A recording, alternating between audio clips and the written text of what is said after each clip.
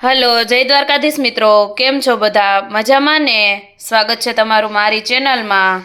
જો આજે આપણે સાંજ માટે ખૂબ જ ઓછા સમયમાં અને ફક્ત એક જ બટેટામાંથી એકદમ ટેસ્ટી એવો નવો નાસ્તો બનાવવાનો છે.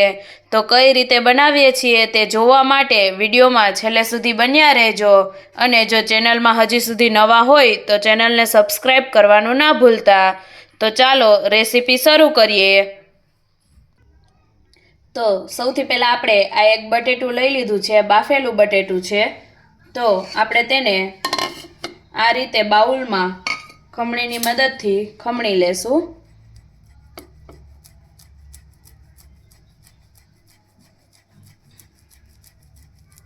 બટેટું બાફી અને આપણે તેને થોડીવાર માટે એમને પડ્યું રહેવા દેવાનું, એટલે તે થોડુંક ઠંડુ થઈ જાય એટલે એકદમ સરસ રીતે ખમણાઈ જાય. તો આ રીતે આપણે આખા બટેટાને ખમણી લેશું. જો તમારે બટેટાની સાઇઝ નાની હોય તો તમે 2 થી 3 મીડિયમ સાઇઝના બટેટા પણ લઈ શકો છો.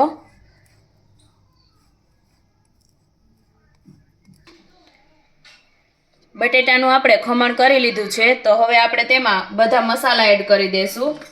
તો સૌથી પહેલાં આપણે આદુ મરચાં અને લસણની પેસ્ટ કરી અને લઈ લીધી છે.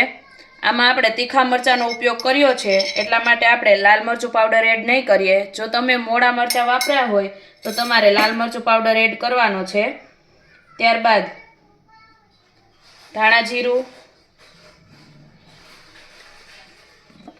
સ્વાદ પ્રમાણે મીઠું,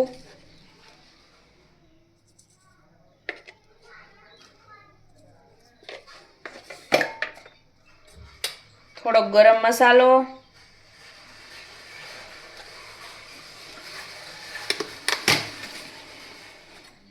અને થોડીક ખાંડ લઈ લેશું આપણે.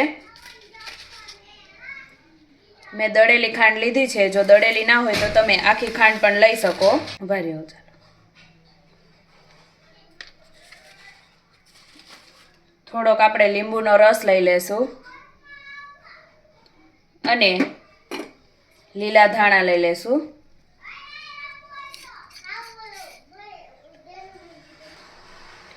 હવે આપણે બધા મસાલાને મિક્સ કરી લેશું.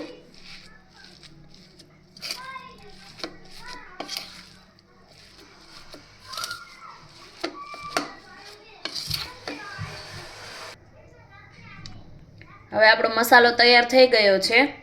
તો આપણે સૌથી પહેલાં જે તપકીરનો લોટ આવે છે તેને થોડો હાથમાં આ રીતે લઈ લેશું અને થોડો મસાલો લઈ અને તેમાંથી તમને જે પસંદ આવે તે શેપ તમે આપી શકો છો.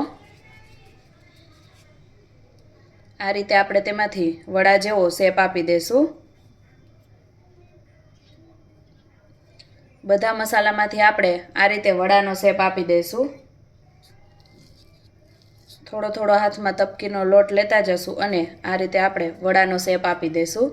તમે તમારો કોઈ પણ મનપસંદ શેપ આપી શકો છો. બધા મસાલામાંથી આપણે આ રીતે ટીકી બનાવી અને તૈયાર કરી લીધી છે. તો હવે આપણે તેને આ રીતે તપકીરના લોટમાં બંને સાઈડથી કોટ કરી લેશું. જો તમે તપકીરનો લોટ ન વાપરવો હોય તો તમે ચોખાનો લોટ પણ લઈ શકો છો.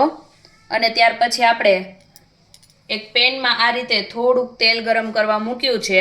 આપણે તેને તળવાના નથી, ખાલી આપણે તેને તેલમાં થોડાક અમથા ફ્રાય કરવાના છે, બંને સાઈડથી ક્રિસ્પી થાય ત્યાં સુધી.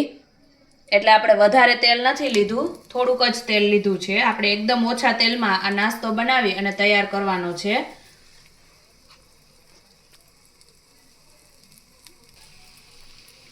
તો આ રીતે આપણે તેલમાં એકસાથે 2-3 વડાને તળવા મૂકી દઈશું અને એક સાઈડથી ક્રિસ્પી થાય ત્યાર પછી આપણે બીજી સાઈડ ફેરવી લેશું અને બંને સાઈડથી ક્રિસ્પી કરી લેશું. એક સાઈડ થોડુંક ક્રિસ્પી થાય એટલે આપણે તેને બીજી સાઈડ પલટાવી લેશું અને બંને સાઈડથી આપણે તેને ક્રિસ્પી થવા દેશું.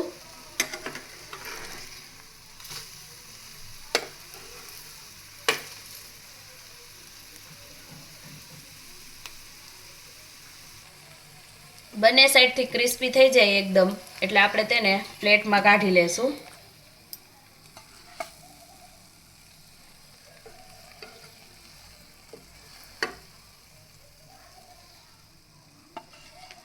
આ રીતે આપણે બીજા વડાને પણ તૈયાર કરી લેશું।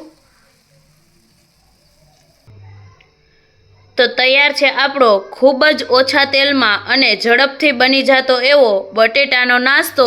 તો સાંજે ભૂખ લાગી હોય અને ફટાફટ બની જાય એવો કાંઈ નાસ્તો બનાવવો હોય તો એકવાર આ રેસીપી જરૂરથી ટ્રાય કરજો। ખૂબ જ ટેસ્ટી બની અને તૈયાર થાય છે।